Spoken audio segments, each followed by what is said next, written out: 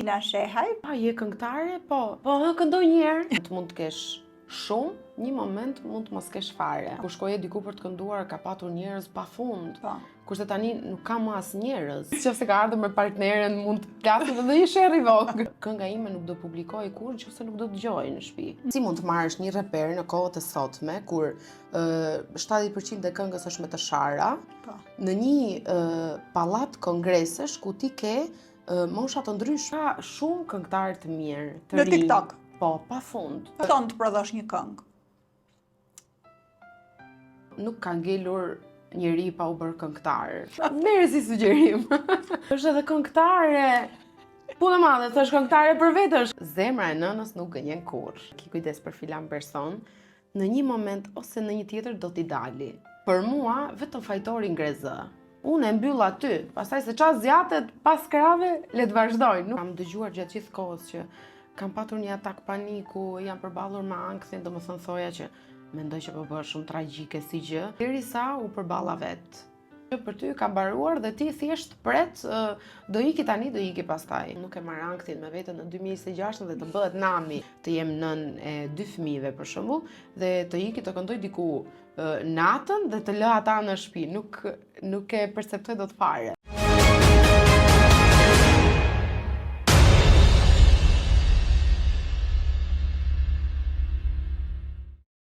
Përshëndetje dashur miq, mirë se vini në Elevate. Kam kënaqësinë t'ju njoftoj se ky episod sponsorizohet nga Lajthiza dhe Ring Center. Sot kam ftuar një këngëtare, Kentina Shehaj. Përshëndetje Kentina. Është kënaqësi që je sot këtu. Do të bëjmë një bisedë të lirshme bashk për të prezantuar më shumë edhe ty për publikun tim, por gjithashtu për të kuptuar edhe sfidat e një këngëtare të re, që edhe pse ti ke nisur herët në moshë të këndosh, por si funksionon tregu i këtushëm, si ka qenë përjetimi yt dhe historia jote gjithashtu. Ti ke lindur dhe je rritur këtu në Tiranë, apo jo? Po. Prindrit nga janë? Babi im është nga zona e jugut, është nga Mallakastra. Mami im është shkodrane, domethënë jemi një mix i përzierë. Me maman tonë dhe në fakt jam njohur edhe ajo është aktiviste edhe në Partinë Demokratike, kështu që është kënaqësi që edhe vajza e saj merr pjesë në aktivitete politike, por ti je gjithsesi më vete në rrugtimin tënd si këngëtare. Si ka nisur lidhja me muzikën për ty? Kam qenë 13 vjeç kur kam bërë audicionin tim të parë, edhe e kam parë në televizor që ka dalë një reklam. Edhe thash pse jo, ta provoj. Absolutisht që kemi bërë aktivitete në shkollë, pra u spikate që përpara, që kishe zë për të kënduar, besoj. Po, më ka shoqëruar babi, edhe kur kalova, ka qenë nuk e di. Thash okej, ja vlen, ndoshta ta bëj këtë gjën. Ja me zonja për këtë punë dhe do ta vazhdoj. E mban mend çfarë audicioni ka qenë? Ka qenë këngë shqiptare, këngë huaj, ka qenë këngë shqiptare. Mos gaboj Elhajda Danit, pa të fituar të festin në atë kohë. Ajo ka qenë kënga që kam bërë audicionin. Kam kaluar me një herë, ishin shumë konkurrent aty, edhe dili dhe bërtisti, për shumë që Kentina ka kaluar fazën e parë, domethënë në mes njerëzve ishte një wow. Edhe babi im nuk e besonte, realisht. Domethënë, nga që nuk është se unë kisha vazhduar një shkollë të tillë, ose për shembull që t'i bija një vegle muzikore, ose që ta kem trashëgimi nga dikush. Po ti këndoje kur ishe fëmijë, si të spikatën ty po themi prindrit që vendosën të çonin atje? Unë kam qenë problematike e pallatit në vendin ku kemi jetuar ne, sepse babi im kishte sjell nga jashtë një majtofon që mbante 5 disqe një herësh, dhe bokset ishin shumë të mëdhaja, domethënë ishin tipike për një studio. Edhe dilja para pasqyrës me telekomanda, me gjëra që të më duknin si mikrofon, bëja prova, muzika në kup qiellit, edhe isha një ankesë për gjithë pallatin. Shqyqy që në kohën time nuk kanë ekzistuar këto flet rufet, se do isha bërë gazi botës. Okej. Dhe pastaj rrugtimi nisi që në atë kohë ti ke marrë pjesë edhe në këngën magjike, Perform Fest ka qenë. Pra disa kompeticione muzikore, që besoj ti hapën dyert në një farë mënyre pastaj për të kënduar edhe live më vonë Absolutisht, janë ndimesa, se kur dikush për shembull të fton diku, e sheh atë bagazhin tënd, domethënë se ku ke qenë, ku ke marrë pjesë, çfarë ke fituar. Pjesa e live-it ka ardhur shumë më vonë. Se gjatë kohës që unë kam marrë pjesë në kompeticionet e fëmijëve, për shembull, kanë qenë shumë me vlerë për mua bashkëpunimet. Për shembull, ka rënë rasti të këndoj me Vikin Akamenicën, me Kastriot Tushën.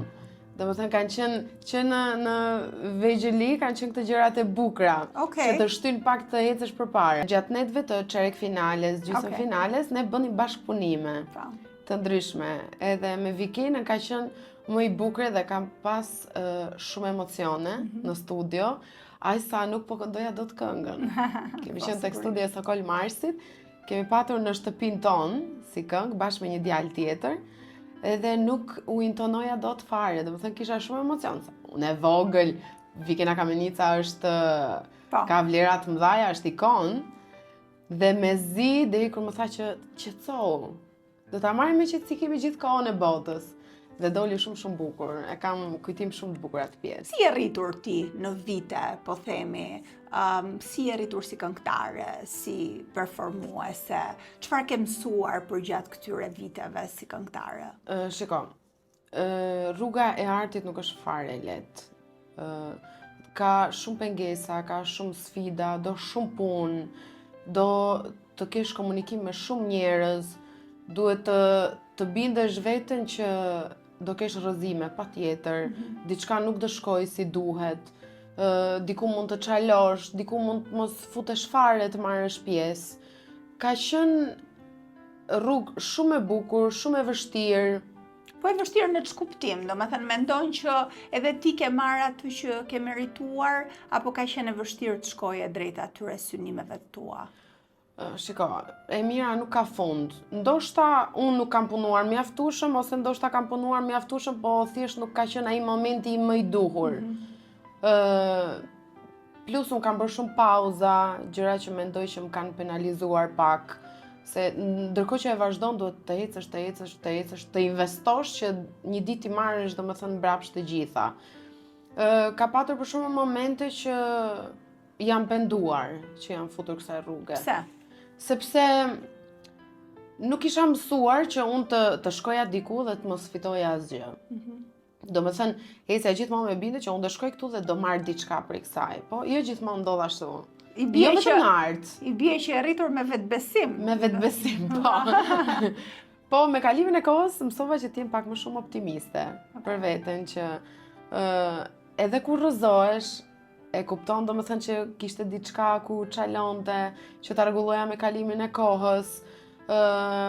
Por mendoj që penalizimi im i vetëm ka qenë vetëm pauza e madhe që unë kam bërë. Po, dhe këtë pauzë kur e ke bërë? E ke bërë për gjatë shkollës, apo jo? Për gjatë shkollës, po. Pra ti ke studiuar financë, pra një fushë krejt tjetër nga muzika. Komplet tjetër. Nuk e studiuar muzikë, nuk e di pse kjo zgjedhje, me që ti e kishe pasion dhe kishe filluar ndërkohë që të këndoje. Të gjithë më thonin që për shembull pse jo në lice, pse mos të vazhdosh për shembull të kalosh në akademi. Ka qenë nxitur nga prindrit ndoshta? Jo, e nxitur nga prindrit jo. Kanë patur besim, për shembull, prindrit e mi kanë qenë shumë motivues për pjesën e muzikës, domethënë mami im thoshte gjithmonë që ti ke një zë shumë të ëmbël. Unë jam 28 vjeç sot, bëj tani, edhe mami im qanë akoma kur unë këndoj. Domethënë është gjithmonë aty për duar trokitur në mënyrë më të mirë të mundshme dhe për të dhënë kurajo. Por që gjithmonë kam menduar që ndoshta duhet të kem një gjë plus. Prandaj dhe unë vazhdova një. A është kjo pasiguri edhe tek këngëtarët e tjera, për ta futur tash edhe shikuesi në kontekst? Si janë aktivitetet e tua muzikore? Tani unë merr më shumë me pjesën e live-it, nuk kam bërë ende projekt, jam në punime sipër, po që tek çdo këngëtar mendoj që është kjo frika, domethënë a do shkoj çdo gjë si duhet, kurse pjesa e live-it ka një gjë të mirë që të afron direkt me njerëzit. Pra ti e merr atë emocionin direkte. Mund ta prekësh, e ke jashtëzakonisht shumë afër. Është më e lehtë, absolutisht, kënaqesh. Ka dhe momente që mund të kesh një problematik të vogël, Po. ndoshta si në mënyrën tënde më të mirë, ke patur një ditë keqe, nuk je vetvetja në atë mbrëmje, por që përgjithsisht është mirë, se ta jep atë emocionin direkt. Po tani, këngëtarët që këndojnë në për evente të caktuara, qoftë private, qoftë publike, sigurisht kanë atë pagesën e tyre që marrin për çdo eveniment, dhe kjo është një pagesë e mirë, apo jo, për këngëtarët. Pse të duhej ty diçka plus dhe diçka për të qenë më e sigurt, në qoftë se me këtë pagesë ti do isha okay? Sepse financat në muzikë nuk janë gjithmonë të njëjta. Pra, një moment mund të kesh shumë, një moment mund të mos kesh fare. Okay. Domethënë nuk mund të bazohesh vetëm tek ajo gjë. Domethënë të jep të ardhura, po jo të caktuara. Për shembull, të thuash që unë kaq do i fitoj nga kjo pjesë. Domethënë ajo mund të jetë shumë më shumë, mund të jetë shumë më pak.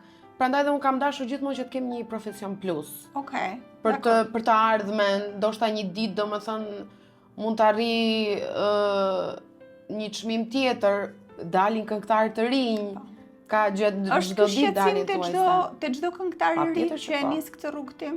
Patjetër që po. Tani është bërë pak më shtrënguar, sepse gjërat kanë ndryshuar, ekonomia ka ndryshuar, vendi ka ndryshuar. Më përpara për shembull ka qenë kur shkoje diku për të kënduar, ka patur njerëz pafund. Kurse tani nuk ka më as njerëz që të vinë të dëgjojnë muzikën tënde, dhe kjo është shumë problem. Ndodh për shembull mund mos vi askush, ti jemi transparent.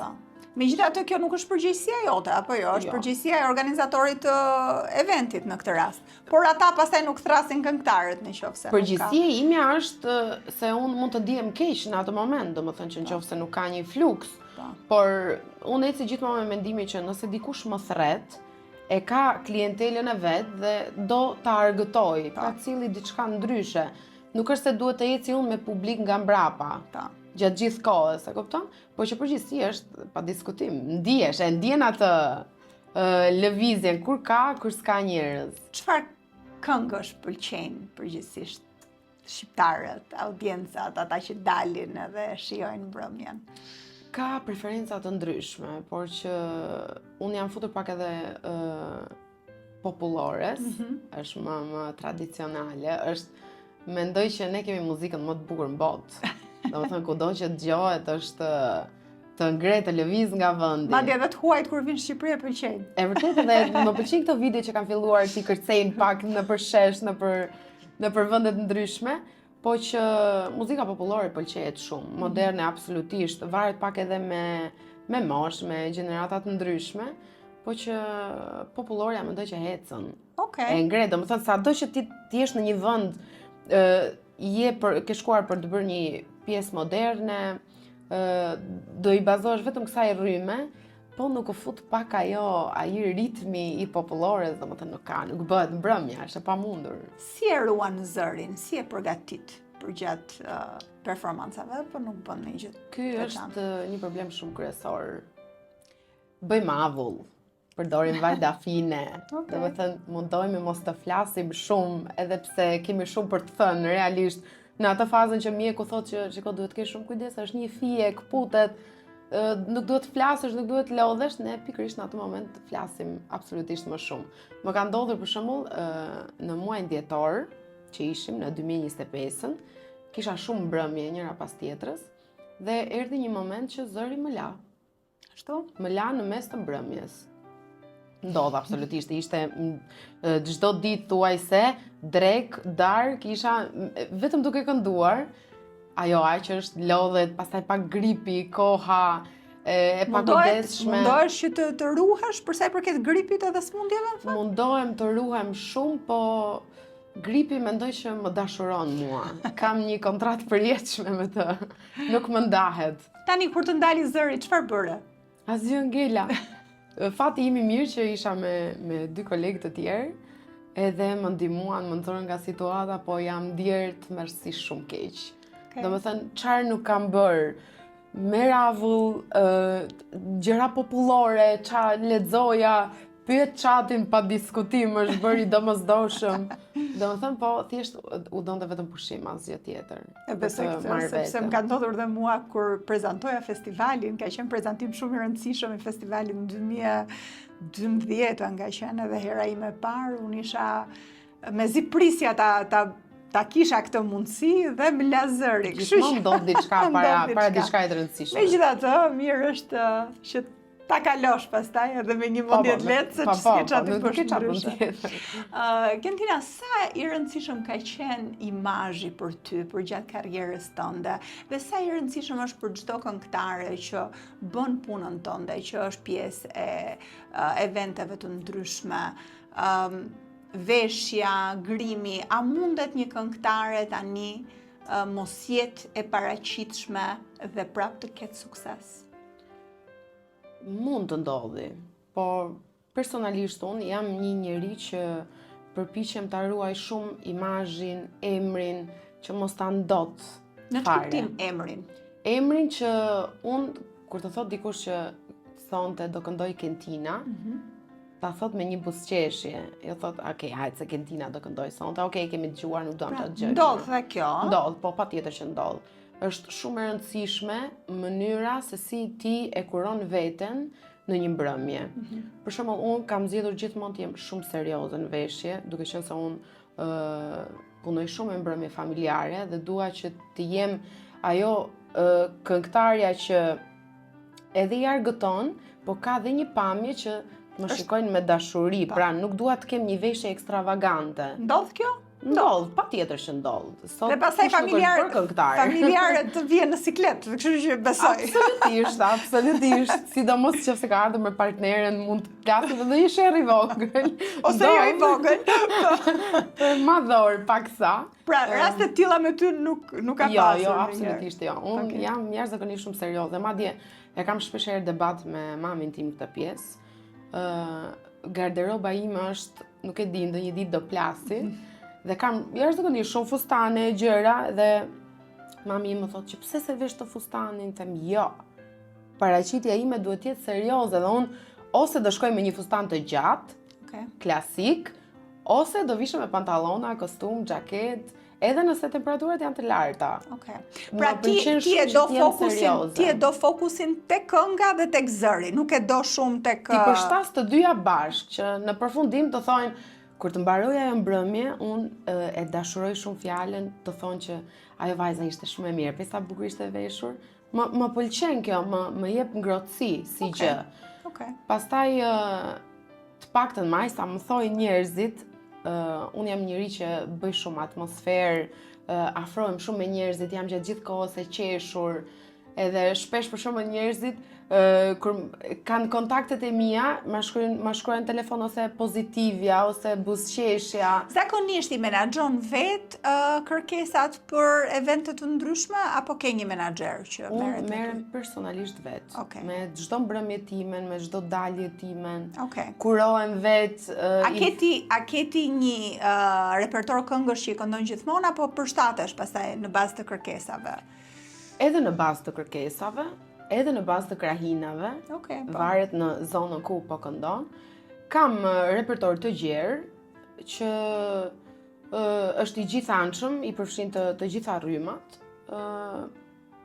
por është e rëndësishme edhe çfarë të kërkojnë njerëzit. Domethënë duhet të përshtatesh pak me këtë pjesën. Pastaj nëse është një mbrëmje e thjeshtë qytetare, ti mundohesh që të bësh diçka shumë të thjeshtë, që njerëzit t'i dinë këngët, dalësh sa më bukur. Po, që edhe të shoqërojnë sigurisht. Po, për të provosh pak nga gjitha që ti të kuptosh se ku po flenë publiku që është me ty.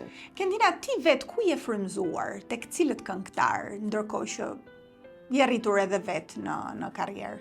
Fati im që kam kënduar me Vikina Kamenicën, pavarësisht se është një tjetër rrymë, është Aurela Gaç, është të knaq, Denisa Gjezo, që po flas për këngëtar live, Neda Tarifa, që e bëjnë edhe atmosferën, po, që janë për të dëgjuar, të kënaqin, ti dëgjosh. Po Breziri, a ka më talente që spikasin, sepse ti përmende disa këngëtare që janë të një brezi tjetër tashmë. Po Brezi I Ri, I ke ndjekur këto kompeticionet e fundit, megjithëse nuk është se këndohet live kaq shumë më tani, por këto vajzat e reja që duan të futen në këtë fushë dhe ndjejnë që kanë një lloj talenti ose e kanë të thjesht apo nuk është e thjeshtë. Kërkon shumë mund. Kërkon shumë mund dhe duhet pak hapësirë. Unë mendoj që këtu mungon hapësira. Po hapësirë për çfarë? Hapësira e tregut. Okej. Domethënë bëhet një kompeticion, bëhet një show, për shembull siç është X Factor. Po. Nuk kemi më Voice-in. Po. Nuk kemi më Top Festin. Nuk kemi më shumë show që shumë kompeticione që I kanë dhënë live që edhe I kanë dhënë mundësi, ti kishe mundësi që tu dëgjoje. Kurse tani nuk ka më hapësirë për të rinjt. Okay. Kemi, domethënë, ne shkojmë në një vend, në një klub për shembull, ti dëgjon po të njëjtit këngëtar. Është një problem shumë I madh, tmerrësisht shumë I madh me tekstet e këngëve. Në shkuptim. Në shkuptim janë kthyer, janë bërë në një lloj mënyre. Po bëhen tekste rrugësh. Më shumë se sa. Po. Për shembull, I dëgjojmë këngët përpara ke qef ti dëgjosh, kurse sot për shembull, unë kam pasur kritik nga babi im gjithmonë këtë pjesën që kënga ime nuk do publikohej kurrë nëse nuk do dëgjohej në shtëpi. Dhe nëse do kishte një fjalë banale, një diçka që nuk shkon. Pse ecin këto tekste? Sepse ta thash janë tekste rruge, janë tekste përditshmërie. Pra pëlqehen nga pëlqen nga brezi që po vjen. Ndoshta nga brezi më I ri, Brezi më I ri. Për shembull, problem është në fakt, është jashtëzakonisht shumë problem. Për shembull, kam patur një bisedim para pak kohësh, do u bënte një event shumë I madh me disa produkte, me disa gjëra dhe do ftoheshin njerëz të moshave të ndryshme. Deri tek të paktën deri tek 60-70 vjeç do I jepnim ftesa dhe do vini tek pallati I kongreseve dhe CEO thotë që të marrim një reper për shembull. Po. Dhe në një moment e dija që mendimi im ndoshta mund të duajnë, ndoshta edhe mund të mos duajnë në atë moment, po si mund të marrësh një reper në kohët e sotme kur 70% e këngës është me të shara, në një pallat kongresesh ku ti ke mosha të ndryshme. Shumë vërtet. Për shembull, unë nuk mund ta çoj kurrë mamin tim në një vend ku do këndohet, do bëhet rap me të shara, me ofendime, pafundme. Është e turpshme. Është e vërtetë. E kupton? Edhe si shoqëri vras mendjen ku po shkojmë, duke e përqafuar këtë gjë. Prandaj po ndodh çfarë po ndodh me brezin e sotëm. Po mirë, këto këngëtarët që janë më serioze, si puna jote, për shembull, që kanë një zë të mirë, si mund ta reklamojnë veten, pra nëse nuk ka këto hapësira? A mundet tani ndoshta edhe YouTube është një mënyrë, domethënë që ai që është I Zoti e ka mundësinë që Po, absolutisht. Ta nxjerrë veten dhe duke bërë cover atje apo jo? Janë bërë, për shembull TikTok-u është një mundësi shumë e mirë. Ashtu ë? Po. Okej. Bëhesh viral në sekond. Po shumë mirë. Coverat A janë bërë këngëtarë kështu? janë bërë. Ka shumë këngëtarë të mirë, të Në rinj. TikTok? Po, pafund. Okej. Pafund. Unë kur bëj scroll, për shembull para se të më zëri gjumi, se më lëm pak syt, dëgjoj aty që ka të rinj shumë talentuar dhe është gjynase, ne kemi me vërtet artista shumë të mirë. Po mirë, tani këta që përdorin TikTok-un, a mundet pastaj të kenë benefite, pra që ti propozojnë e të vinë të këndojnë në për evente të caktuara? Patjetër. Vetëm përmes TikTok-ut? Po, ndodh. Pëlqehet, ndodh, e thret dhe vazhdon kështu, hap pas hapi. Pra rrjetet sociale ndihmojnë në një farë mënyre. Madje nuk ndihmon YouTube-i, sa ndihmon një rrjet social, Instagrami, Reelsat, viralitetin TikTok sot është on top, është nishi. Okej. Domethënë bëhesh viral në TikTok, ece. Po tani mirë, se gjithmonë këngëtarët janë menduar që këndojnë këngët e tyre, prodhojnë këngët e tyre dhe ti ke prodhuar këngët e tua. E megjithatë duket se edhe duke bërë cover të këngësh të njohura në TikTok edhe në për rrjete sociale, ti prap ja arrin. Atëherë pse duhet dikush të bëj këngët e veta? Se ajo është më ke treguar gjithashtu që është shumë e shtrenjtë, apo jo? Po, edhe të prodhosh në stratosferë, absolutisht që po. Sa kushton të prodhosh një këngë? Shiko, ka duke nisur nga ku e bën. Po, në një vend mesatar, po themi.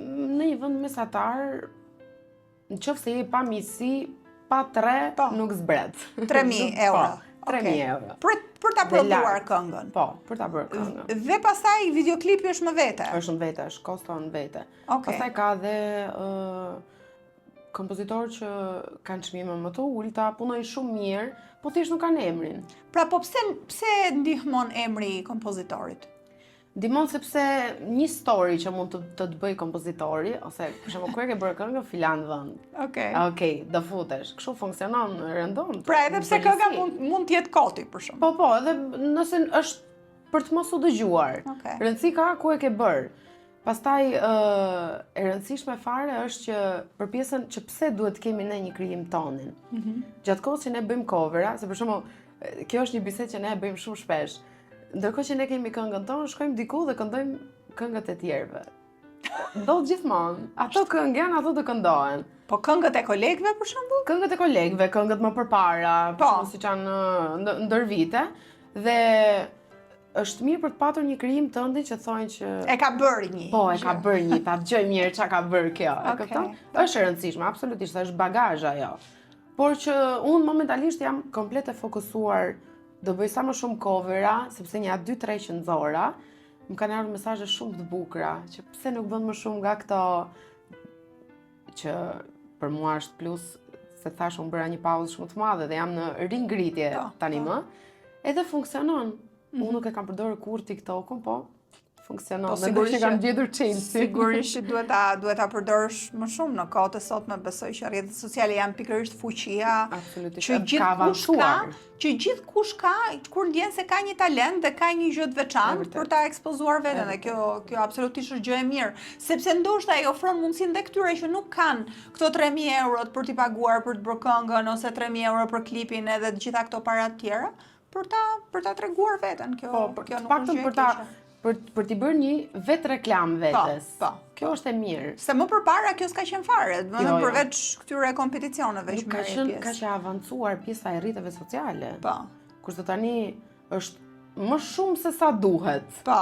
Se ka, për shembull, unë mendoj që duhet kishte një limit për moshat, por që mund të gënjesh aty me vitet, me gjërat, edhe ja del. Kentina, ti këndon edhe jashtë Shqipërisë, pra nëpër aktivitetet me eventet me shqiptar që ndodhen jashtë Shqipërisë. Si krahasohet me të kënduarit në Shqipëri? Ka më shumë entuziazëm jashtë? Ka shumë më shumë entuziazëm se sa këtu. Janë më të, nuk do thoja të etur, po janë më të dhimbësur për vendin e vet. Madje po ta vësh re, besoj për shembull mua më ka ndodhur personalisht, kur jam në një vend të huaj dhe dikush më flet shqip. Më vjen shumë interesant. Se më shikoj sa mirë, se ne kemi këmbët kudo ka shqiptar, pafund.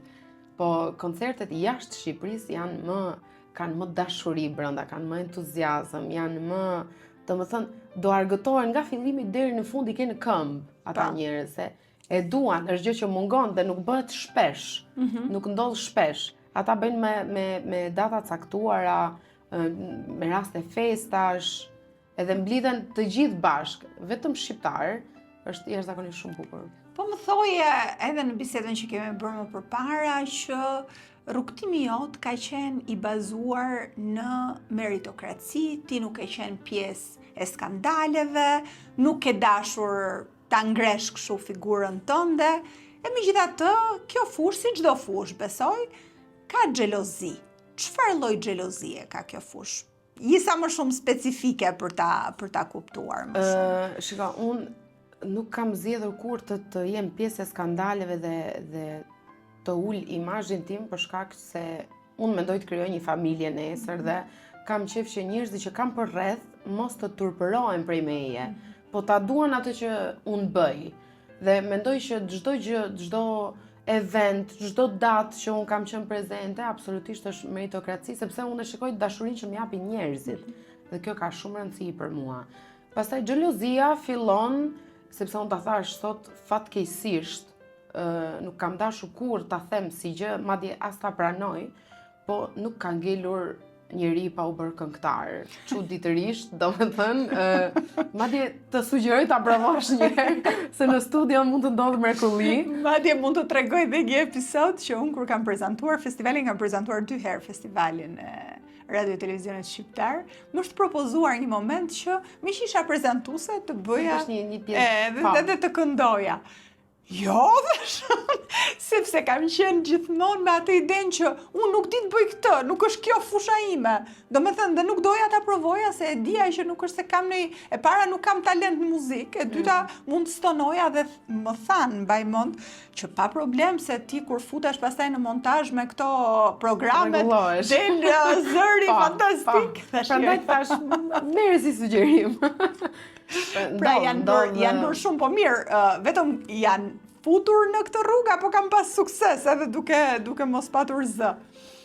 Edhe ecim. Okej. Do më thënë, se thash, tu ke mënyra të ndryshme për të ecur. Unë e quajta veten time meritokraci sepse unë e kam respektuar gjithmonë çan nxjerr unë nga goja ime, kupton kur këndoj. Pa. Kurse ka të tjerë që nuk kanë haberin se ku ndodhen notat muzikore dhe kjo është fatkeqësi. Kur futen shumë këto lloj këngëtarësh, prishet shumë punë. Pa. Sigurisht edhe tregu fillon xhelozia. Absolutisht. Se thot ti, jo po pse ece ti më shumë se unë, ose të shikojnë në një mënyrë ziliqare, domethënë sepse çdo kush e zgjedh vetë do ta bëj karrierën. E kupton, nëse do të jesh e skandaleve, thjesht bën një skandal aty është gjëja më e lehtë e mundshme. Ecën kjo? Ecën siç ka ecur gjithmonë. Okay. Fatkeqësisht ka ecur, po që unë parapëlqej që të jem vetvetja. Domethënë unë siç po bëj një bisedë tani, unë kështu jam në çdo dalje timen. Po. Domethënë vetvetja. Për shembull, më ka ndodhur një herë, një komshie e jona në lagjen ku unë banoj, unë kam një debulesë shumë të madhe për moshën e tretë. Okej. Putem fare, domethënë, nuk i dua jashtëzakonisht shumë. Edhe i thot mami tim që shiko vajza jote zbriti, më takoi mua sa mirë, sa edukuar, se është edhe këngëtare. Punë e madhe, thësh këngëtare për vetë është këngëtare, normal që do t'i flasi njerëzve. Domethënë, jam mësuar gjithmonë që je vetvetja, nëse ti je këngëtar, je për veten tënde, nuk duhet tani unë të eci gjithë tangërlik, sa unë jam këngëtare. Pra dhe unë desha të ndalesha pak te kjo.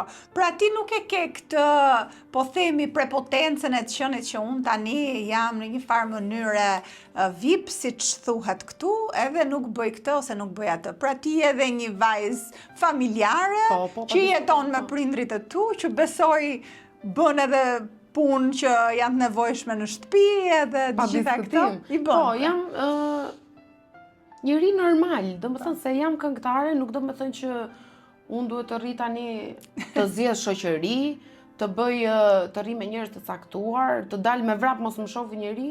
Jo, unë jam njëri që dal edhe me pijame poshtë pi kafe. Do më thënë nuk e kam, faleminderit Zotit që unë e kam si talent. Absolutisht, është shumë e rëndësishme për mua që unë kam familjen time krah, njerëzit që më rrethojnë krah. Kaq më mjafton, duke qenë se unë nuk është se jam në treg e futur shumë që të njihem nga shumë njerëz. Domethënë njihem nga njerëz të caktuar. Ndodh për shembull kur është prezantimi i parë, edhe ua, je këngëtare? Po, këndoj një herë. Domethënë kjo është, nuk e di. Duhet ta kuptoj që këngëtari dhe duhet vjen në moment. Edhe vetëm i them që si mund të këndoj këto. E kam shumë siklet këtë gjë. Vlla im ndërkohë që merret pa shumë me muzikë, ta bën në sekond një freestyle. Unë nuk ta këndoj këngën për qamet. Duhet të kem atë vendin tim. E bukur kjo. Kentina tim ke folur edhe për një marrëdhënie shumë të ngushtë që ke me mamin tënd, dhe ajo ka qenë krah teje gjithmonë. Luljetën e njohin demokratët. Por gjithashtu ka qenë një zgjedhje sepse ke shprehur që ke patur ato zhgënjimet e tua edhe nga miqësia. Dhe përpasoj, mami ka qenë ajo personi më i afërt ku ti ke konfiduar gjithçka dhe ke shprehur gjithçka. Është vërtet. Pse të ka zhgënjur miqësia? Në ç'kuptim? Tani miqësia i zhgënjen të gjithë, por që në çdo rrugë. Po. Në çdo punë, në çdo hap të jetës. Edhe mendoj që këto janë gjëra të mira që ne duhet marrim ato mësimet edhe gjërat e tjera. Unë kam një lidhje shumë të fortë me mamin tim. Mami im është shok për mua, shoqe, Do të thënë është shpatulla ku unë mbështetem dhe ndihem e vlerësuar në të gjitha aspektet. Edhe kam vënë re diçka që zemra e nënës nuk gënjen kurrë.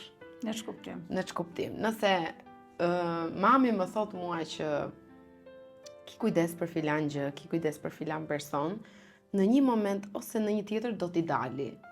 Edhe nga njerë më vjen inat për këtë pjesën, sepse unë jam mësuar t'jem njëri shumë i drejtë.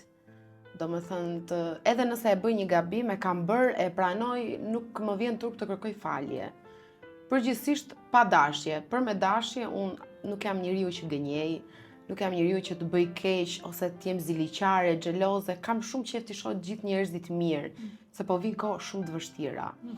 Dhe shoqëria për mua ka qenë zhgënjyse, ndoshta edhe për faktin që unë kam arritur një farë stadi, besoj që mund të ketë qenë edhe kjo, pastaj kam njësi që... Pra kanë qenë okej përpara se sa ti të arrije deri këtu dhe pastaj kanë ndryshuar? Por edhe gjatë rrugës, edhe me kolegë kemi patur, shiko, jo vetëm në muzikë, se do duket shumë sikur po them që kolegët janë të këqij. Absolutisht nuk e them këtë, unë kam miqësi shumë të mirë me kolegë shumë të mirë, i respektoj pafund dhe jam mirënjohëse që i kam në jetën time, marr këshilla prej tyre, sepse janë në vite më përpara në karrierë, por në jetën e përgjithshme ndodh që të kesh këto thikat e vogla pas shpine. Ndodh në çdo njeri. Po flasim për thashe theme, po flasim... Thashe theme, ke të tipit që merr llafe këtu, ço atje, ose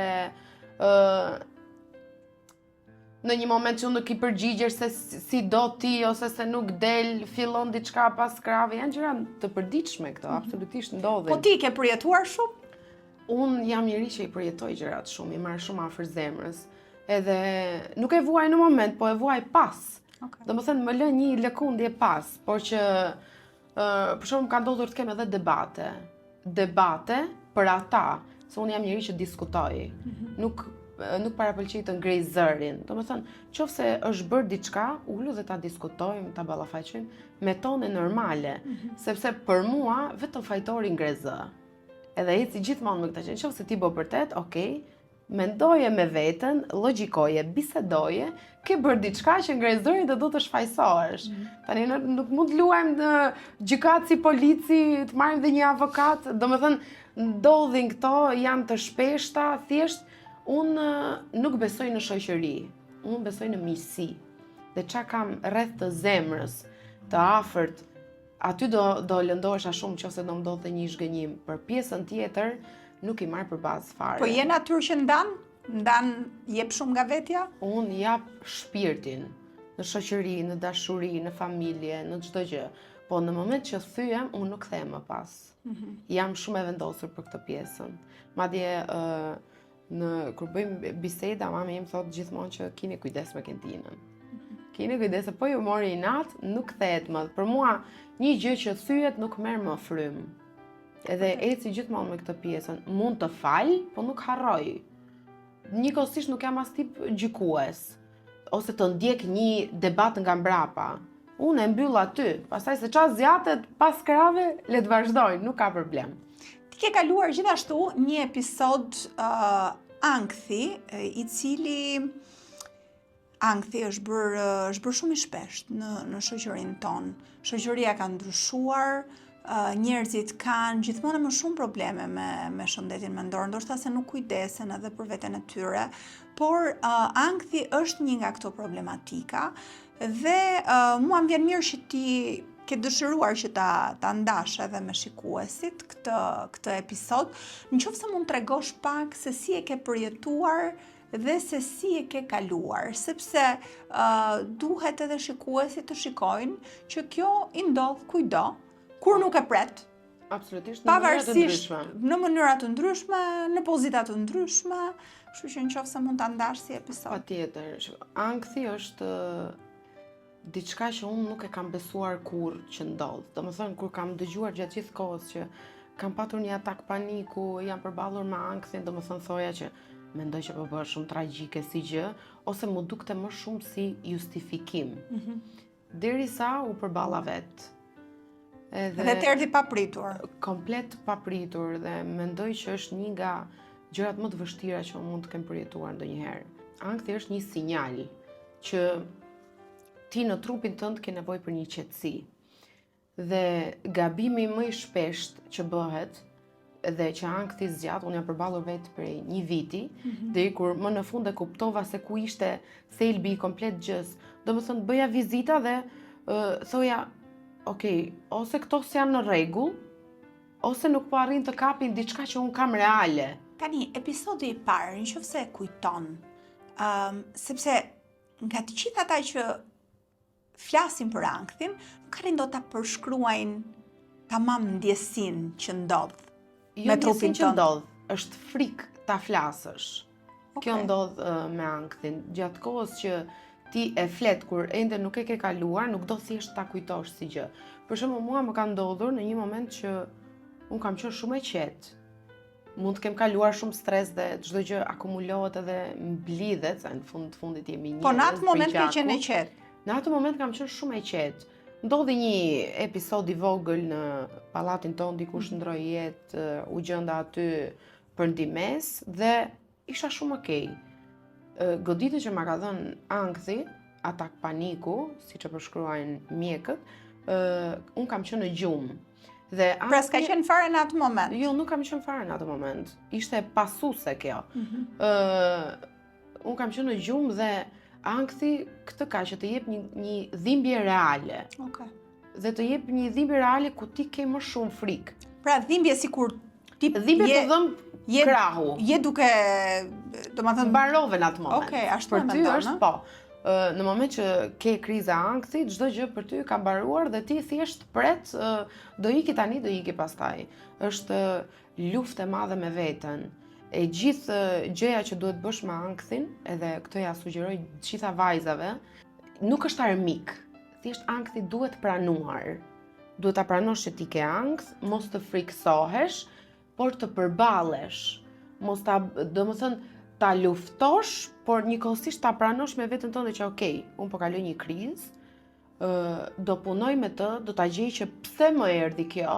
Okej. Të qetësohem me veten. Pra e shikon si faktor të jashtëm, nuk e shikon që bo tani po mbaroj vërtet. Këtë duhet të pranosh. Okej. Jo ti thuash vetes që s'kam gjë, po se do kaloj, nuk kalon. Okej. Ankthi është çdo gjë psikologjike. Është ngarkesa e madhe që ke mbartur për një kohë të gjatë dhe diku ajo do plasi. Sa episode të tilla patë ti? Un kam patur shumë episode të tilla. Kam bërë shumë vizita. Ajsa ke bërë terapi? Ke ndjekur terapi apo jo? Nuk kam ndjekur terapi, sepse jo për faktin se nuk dua të ndjek terapi që të mendoj që un jam keq, kisha diçka keq me mendjen time, por thjesht sepse un nuk doja të bëja një bisedë me psikolog që mos ta riflisja si gjë. Domethënë un doja ta harroja si gjë, çfarë po ndodh. Por në fakt nuk e harroje sepse ajo ndodhte prapë apo jo? Ajo rikthehet në një moment që ti je qetë. Po si e kalove? E kalova. Domethënë lexove në internet, pe video. Është më keq kur lexon. Se mbushesh. Kam folur me chatin që ç'të të them, nuk e di domethënë. Psikologu më i mirë i imi ka qenë mami im. Mami bëka shumë punë. Po, e kam lodhur absolutisht, jam shumë e vetëdijshme për këtë pjesë, sepse kur një person kalon ankth, duhet të pranohet edhe nga një personi tjetër, dhe në një moment e shikoja që u trëmte realisht. Edhe kur e pash që një herë madje kisha një krizë shumë të fortë dhe u trëmb shumë, thash okay, nuk do ja tregoj. Sa kohë zgjat si episod, si krizë? Mund të 5 minuta, po ty të duket e pafundme, sepse e di çfarë është e keqja në këtë mes, të mund mendimi jot.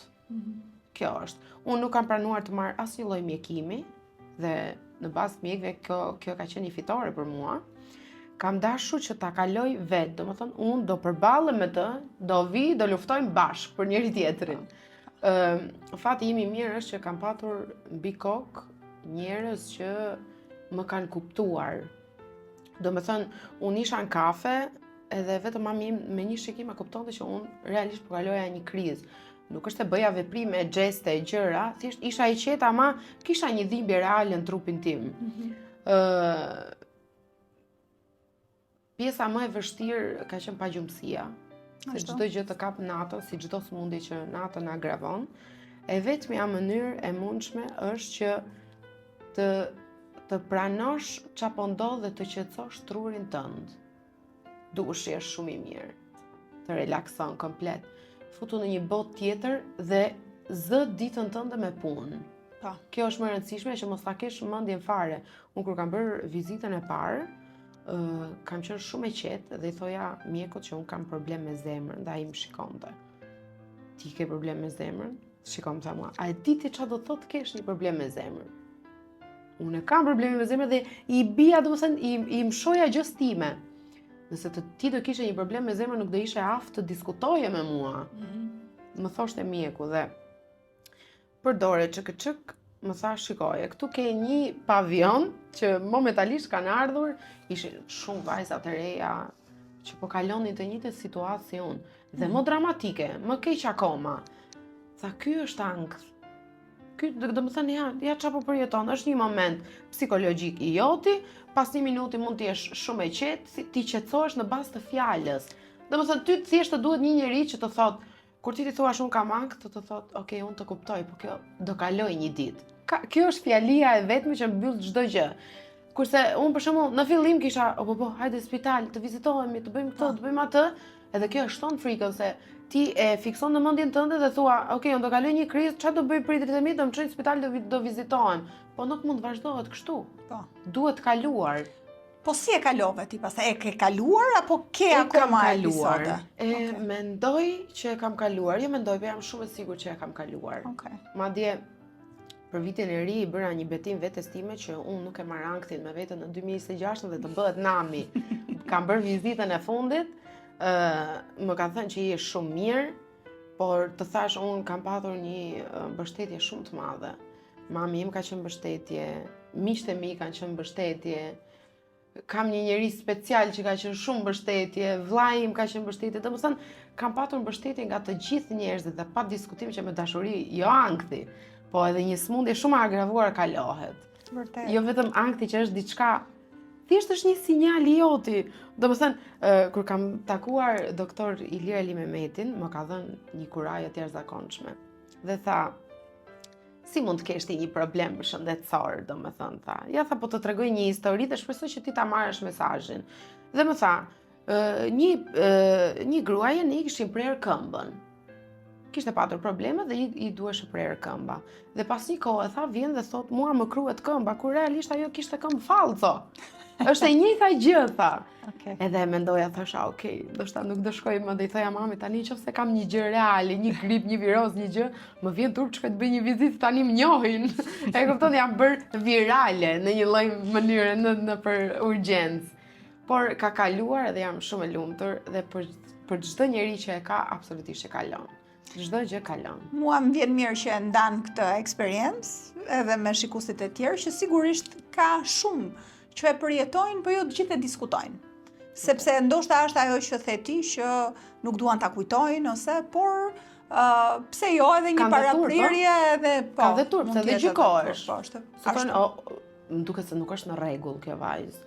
Domethënë e ngurtson njeriu, sepse ta thash, dikush thotë që jo, po unë s'po kaloj ankth se kam dhimbje, po ke dhimbje, dhimbja e ankthit është reale, sepse ti të kurresh. Kendina, fole për dikë special në jetën tënde, ti ke një lidhje tashmë prej vitesh, megjithatë duket se nuk të pëlqen që ta ekspozosh në rrjetet sociale, nuk diskuton për të, pse kjo zgjedhje? Shiko, nuk dua të bëhem tani të them që nuk dua të flas për këtë pjesë. E rëndësishme për mua në gjithë të gjën është që unë kam patur fatin e mirë të kem një njeri shumë të mirë afër vetes, shumë mbështetës, gjë që në ditët e sotme është shumë problematike e madhe. Jam shumë falenderuese që ka qenë në momentet e duhura. Domethënë, ai është njeriu që ka ardhur në momentin e duhur, në kohën e duhur, në vendin e duhur. Okej, domethënë ka qenë fat thua. Po, shumë fat. Unë kur biseduam bashkë, unë ta thash që unë e quaj veten më shumë se sa të bekuar, qoftë nga familja, qoftë nga miqtë e afërt zemrës, qoftë edhe nga shoku im, nga çdo gjë. Tani, Absolutisht. duke qenë se ti je në këtë profesion, dhe sigurisht ke ndërmend më vonë që edhe të krijosh familjen tënde, je në moshë madje për këtë gjë, e shikon muzikën si një karrierë të bëshme dhe të mundshme për dikë që ka fëmijë, ka familje. Sigurisht që ne shohim, kemi dhe modele këngëtarësh që vazhdojnë, këndojnë, por a është e lodhshme kjo si jetë? Nëse ti ke edhe pjesën e familjes? Është e lodhshme pa diskutim. Duhet shumë bashkëpunim, mendoj, me partnerin. Të paktën unë kështu e kam imagjinuar në mendjen time që shiko, në momentin që bëhesh me fëmijë, bëhesh nën, mendoj që është një përgjegjësi shumë e madhe. Mund të vazhdohet karriera, por nuk mund të vraposh pas karrierës siç ke vrapuar më përpara. Absolutisht që me bashkëbisedim, me bashkëveprim me partnerin mund të arrihet, por që kur të vi një qenie në jetë do vëmendjen e vet do përkushtimin. Unë kështu e mendoj për veten time. Mund të kem fundjava, mund të kem mbrëmje, dasma, mbrëmje të ndryshme, por që nuk mendoj, jo që ta lë si profesion, absolutisht që nuk e lë. Thjesht kur të bëhem familjare, unë dua që familjes time t'i kushtoj gjithë kohën e mundshme. Siç duhet t'i kushtohet një familje. Pra unë nuk e mendoj veten time që unë të jem nën e 2 fëmijëve për shembull dhe të iki të këndoj diku natën dhe të lë ata në shtëpi. Nuk e perceptoj dot fare. Më kap domethënë ajo, thjesht mendoj që kur të vijë ai momenti duhet shijuar. Siç për shembull, siç ndodh me njerëz të tjerë si thojnë i kam humbur kohën e rritjes. Unë nuk dua ta humb këtë pjesë, as të lindjes, as të shtatzanisë, të lindjes, të rritjes, të çdo gjë dua të jem e pranishme. Prandaj dhe unë kam mbaruar për financë dhe mendoj që mund të gjej kohën edhe për njërin, edhe për tjetrën, absolutisht edhe për familjen. Po ndërkohë, ti vazhdo dhe shijoje. Po, jemi në liri njerë. Je ende në kohë. Faleminderit për këtë bisedë të lirshme. Mua më pëlqeu qasja jote e hapur dhe e vërtet për t'i thënë gjërat ashtu siç ti i ke përjetuar dhe menduar. Faleminderit shumë. Faleminderit.